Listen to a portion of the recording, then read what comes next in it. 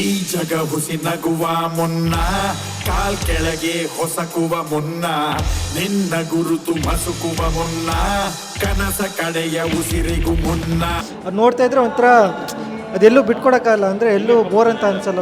ಆಡಿಯನ್ಸ್ನ ತುಂಬ ಹಿಡಿದಿಟ್ಕೊಳ್ಳುತ್ತೆ. ಫಿಲಮ್ ಚೆನ್ನಾಗಿದೆ ಅಣ್ಣ, ಸೂಪರ್ ಆಗಿದೆ. ಫ್ಯಾಮಿಲಿ ಮೂವಿ, ಎಲ್ಲ ಫ್ಯಾಮಿಲಿಯವರು ಬಂದು ನೋಡ್ಬೋದು. ಫ್ಯಾಮಿಲಿ ಮೂವಿ ಚೆನ್ನಾಗಿದೆ. ಚೆನ್ನಾಗಿತ್ತು ಮೂವಿ, ಚೆನ್ನಾಗಿತ್ತು ಅಣ್ಣ, ಚೆನ್ನಾಗಿತ್ತು ಮೂವಿ, ಚೆನ್ನಾಗಿದೆ. ಎಲ್ಲರೂ ಬಂದು ಮೂವಿ ನೋಡ್ರಿ, ಸಪೋರ್ಟ್ ಮಾಡಿರಿ.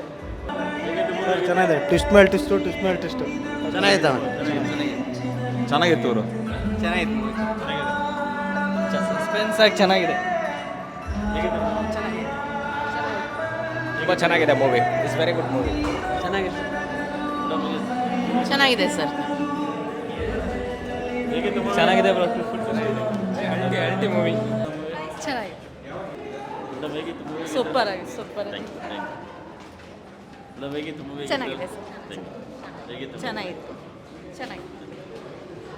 Best of luck. ಫಿಲಮ್ ತುಂಬ ಚೆನ್ನಾಗಿತ್ತು ಸರ್, ಸಸ್ಪೆನ್ಸ್ ಆಗಿತ್ತು. ಆ್ಯಕ್ಚುಲಿ ನಾವು ಬೇರೆ ಏನೋ ಥಿಂಕ್ ಮಾಡಿದ್ವಿ, ಬಟ್ ಇಲ್ಲಿ ಸಸ್ಪೆನ್ಸ್ ಆಗಿತ್ತು. ಆ ಸ್ಟೋರಿನ ತುಂಬ ನೀಟಾಗಿ ತೊಗೊಂಡು ಬಂದಿದ್ದಾರೆ.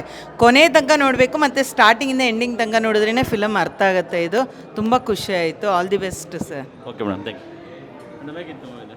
ತುಂಬ ಚೆನ್ನಾಗಿದೆ ಮೂವಿ, ಸಸ್ಪೆನ್ಸ್ ಆಗಿದೆ. Thank you.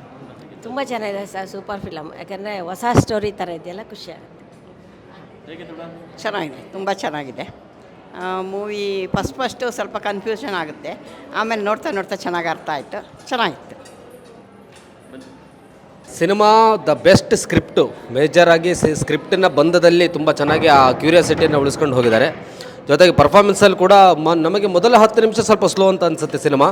ಅದಾದಮೇಲೆ ಸಿನಿಮಾದ ಕಥೆಯೊಳಗೆ ಇಳಿತಾ ಅದು ಬೇರೆ ಹಂತಕ್ಕೆ ತಗೊಂಡು ಹೋಗ್ತದೆ. ಸಿನಿಮಾ ನಿಜವಾಗ್ಲೂ ಒಂದು ಒಳ್ಳೆ ಬೆಸ್ಟ್ ಸ್ಕ್ರಿಪ್ಟ್ ಸಿನಿಮಾ. ಒಂದು ಒಳ್ಳೆ ಸಿನಿಮಾ ಅಂತಲೇ ಹೇಳ್ಬೋದು. ಅಂದರೆ ಕತೆ ಒಂದು ಟ್ವಿಸ್ಟ್ ಮೇಲೆ ಟ್ವಿಸ್ಟು ಅದು ನೋಡ್ತಾ ಇದ್ರೆ ಒಂಥರ ಅದೆಲ್ಲೂ ಬಿಟ್ಕೊಡಕ್ಕಾಗಲ್ಲ, ಅಂದರೆ ಎಲ್ಲೂ ಬೋರ್ ಅಂತ ಅನ್ಸಲ್ಲ. ಆಡಿಯನ್ಸ್ನ ತುಂಬ ಹಿಡಿದಿಟ್ಕೊಳ್ಳುತ್ತೆ.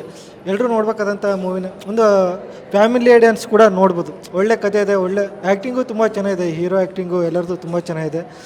ಫುಲ್ಲಿ ಎಂಟರ್ಟೈನ್ಮೆಂಟ್ ಮೂವಿ ಅಂತಲೇ ಹೇಳ್ಬೋದು.